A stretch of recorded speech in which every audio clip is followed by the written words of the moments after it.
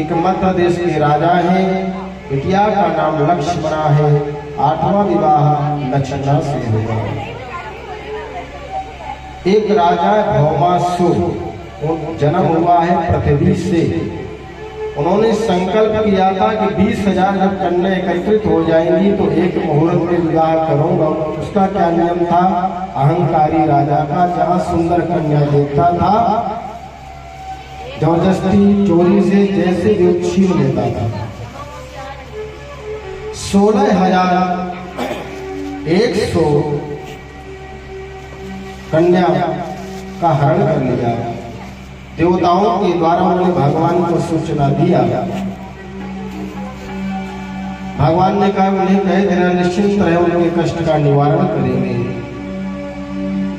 द्वारकाधीश सत्यभामा जी के साथ गए। सत्यभामा पृथ्वी है, पृथ्वी के अवतार है। जब तक सत्यभामा का आदेश नहीं होगा मार नहीं सकते। सत्यभामा ने देखा ये बड़ा दुष्ट है, इसे तो द्वारकाधीश लीला पूरी कर दो। भगवान ने भौमासुर का तमाम किया और 16,100 जो कन्या थी कुंवारियां, उनसे कहा अब तो मुक्त हो गई राजा के कैद से, अब आप अपने घर जा सकती हैं। 16,100 कन्या खड़ी है, नीचे सिर कर लिया है और अपने पैर के अंगूठे से मिट्टी खोद रही है, पर कोई जवाब नहीं। द्वारकाधीश ने कहा अब किस बात की चिंता है, अब आप अपने घर जाओ। द्वारकाधीश ने कहा प्रभु, जब हमको ये लेकर के छीन कर गृहस्थी लाया हमारे पिता माता से, अब हम जाएंगे तो हमारे माता पिता भी हमें स्वीकार नहीं करेंगे।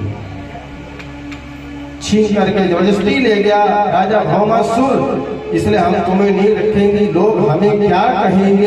इस लज्जा के कारण उस घर में भी हमें जगह नहीं है। भगवान ने देखा दो ही मार्ग है, या तो कुएं में कूद करके प्राण दे देगी, या तो शरीर का व्यापार करेगी, तो इससे अनाचार अत्याचार फैल जाएगा। मेरे गोविंद ने कहा कि अगर आपने किसी का वर्ण नहीं किया है तो आओ, मैं सबका स्वागत करता हूँ। और एक ही मुहूर्त में 16,100 कन्याओं के साथ विवाह कर लिया। बोलो आगे बिहारी लाल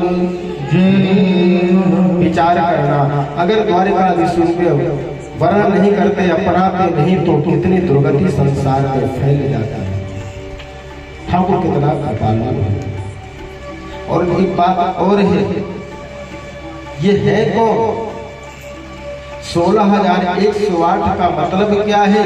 हमारे वेद में 3 कांड है। ज्ञान कांड जिसके 4,000 मंत्र है, कर्म कांड इसके 80,000 मंत्र है, उपासना कांड इसके 16,000 मंत्र है। उप समीपे असनम, भगवान के समीप जाना उपासना है।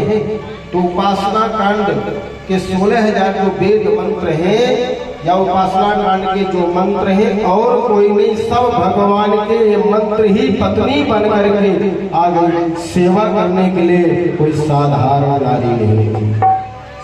8 पटरानी को गीता में श्लोक आया है कि भो मेरा को नलो वायो कमलो बुद्धिरेव च अहंकारिणी भिन्ना प्रकृतिरष्टधा। 8 प्रकार की प्रकृति है। कौन सी? ध्यान से सुनना। भूमि, जल, अग्नि, वायु, आकाश, मन, बुद्धि, अहंकार, ये 8 प्रकृति है। और 8 प्रकार की जो प्रकृति है ये भगवान की पत्नी बनके, पटरानी बनके सेवा में समर्पित हो गए। कितने विवाह हो गए? 16,108। ध्यान देना, जो जीव जो प्रकृति के बस में रहे वो जीव है, और जो प्रकृति को अपने बस में रखे वो ईश्वर है। हम सब प्रकृति के बस में हैं, हम जीव हैं और भगवान के बस में प्रकृति है, इसलिए भगवान ईश्वर है। बहुत सुंदर। अनिरुद्ध के भी 2 विवाह हुए हैं। कृष्ण के परिवार में, कृष्ण पत्नियों में आपस में बड़ा प्रेम है। बड़ा प्रेम है। सत्यभामा से खटपटी होती रहती है। क्यों? क्योंकि जो दहेज की प्रक्रिया है सत्यभामा के घर से 2 कुंटल रोज सोना। अच्छा, जिस लड़की के घर मायके से ज्यादा आएगा तो अकड़ तो स्वाभाविक है। तो अकड़ में बात में रीझ जाती है, रूठ जाती है, पर रुक्मणी जी कभी रूठ नहीं। मंत्री से संतरी सेवक सभी कहते हैं प्रभु हर जन्म में हमें रुक्मणी जैसे महारानी मिले। और आज कोई भेद नहीं, कोई भाव नहीं। इतने महाराज सेवक होते हुए स्वयं सेवा करती है रुक्मणी जी। आज भगवान को लगा कि सभी रानी कभी न कभी रूठती रहती, पर रुक्मणी जी कभी रूठती